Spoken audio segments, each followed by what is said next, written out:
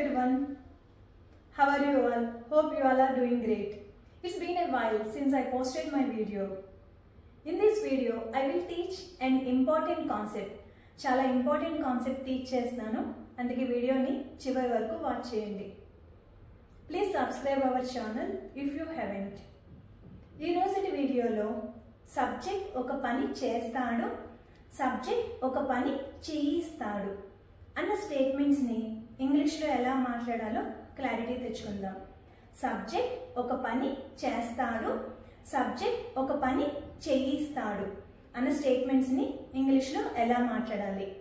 For example, నేను బట్టలు ఉతుకుతాను. Basic English structure subject, verb, object. ఇక్కడ సబ్జెక్ట్ ఎవరు? I wash my clothes.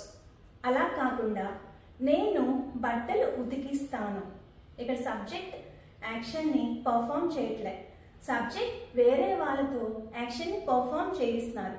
అప్పుడు ఇలాంటి స్టేట్మెంట్స్ని ఇంగ్లీష్లో చెప్పేటప్పుడు గెట్ ఆబ్జెక్ట్ V3 అన్న స్ట్రక్చర్ యూజ్ చేయాలి. సబ్జెక్ట్ తర్వాత గెట్ ఆబ్జెక్ట్ V3 అన్న స్ట్రక్చర్ యూజ్ చేసి ఇంగ్లీష్లో చెప్పాలి.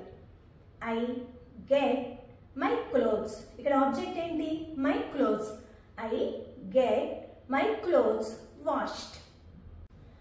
అనదర్ ఎగ్జాంపుల్, నేను నా రూమ్ని క్లీన్ చేస్తాను. I clean my room. నేను నా రూమ్ని క్లీన్ చేయిస్తాను. ఇక్కడ సబ్జెక్ట్ వేరే వాళ్ళతో యాక్షన్ని పర్ఫామ్ చేయిస్తున్నారు. అప్పుడు మనం get object V3 structure use చేసి ఇంగ్లీష్లో చెప్పాలి. I get my room cleaned. నేను నా హెయిర్ని ట్రిమ్ చేసుకుంటాను. I trim my hair. నేను నా హెయిర్ని ట్రిమ్ చేయించుకుంటాను. I get my hair trimmed. Hope you understood this concept. Thank you for watching it. See you in the next video. Thank you.